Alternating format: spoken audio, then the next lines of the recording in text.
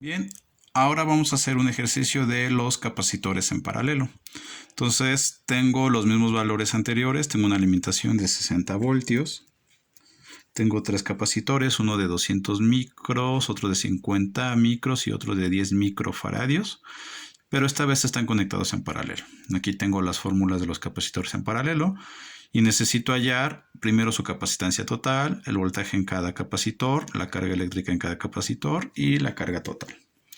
Muy bien, comenzamos. Entonces, en este caso, la capacitancia total, como son en paralelo, va a ser igual a la suma de cada una de las capacitancias individuales. Entonces, esto va a ser igual a 200 microfaradios más 50 microfaradios más 10 microfaradios. Como todas las unidades están en microfaradios, es más, ni siquiera necesito hacer en este momento ninguna conversión. Simplemente sumo algebraicamente cada uno de los términos y me da 200 más 50 más 10.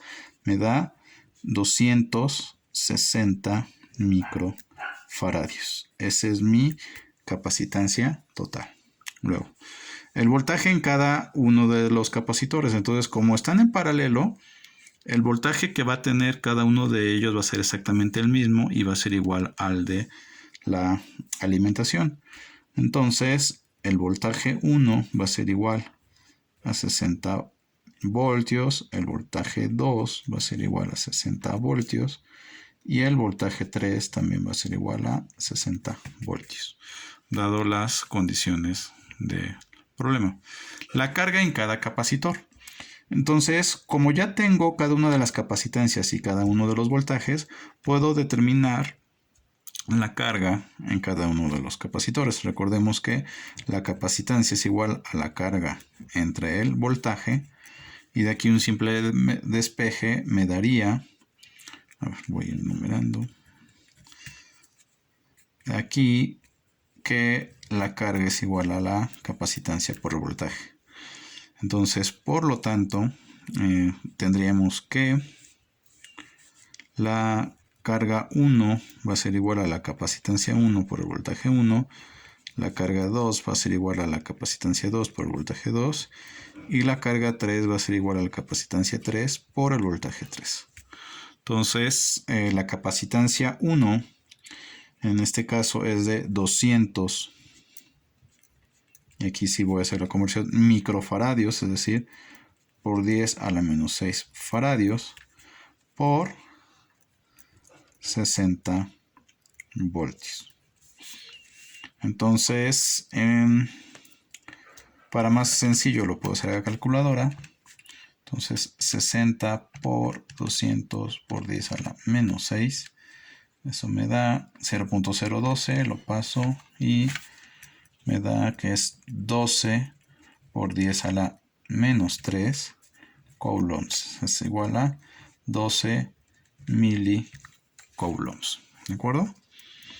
Entonces, ahora la capacitancia 2 tengo son 50 por 10 a la menos 6 faradios, lo mismo por 60 voltios.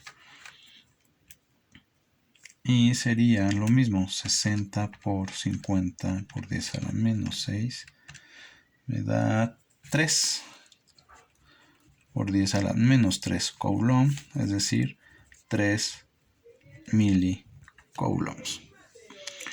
Y por último, la carga en el tercer capacitor va a ser igual a, este es de 10 microfaradios, 10 por 10 a la menos 6 faradios por 60 voltios.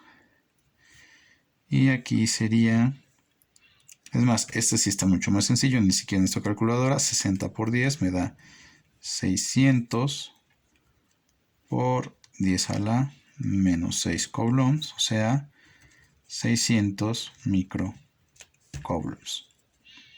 ¿Ok? O 0.6 milicoulombs. Pero bueno, para que tengan las mismas unidades que sus demás amigos, 0.6 milicoulombs. Perfecto. Entonces, ya tendría.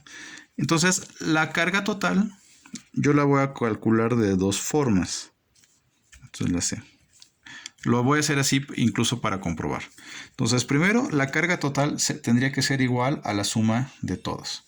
Es decir, que sería igual a 12 milicoulombs más 3 milicoulombs más 0.6 milicoulombs. Entonces sería 15.6 milicoulombs. ¿De acuerdo?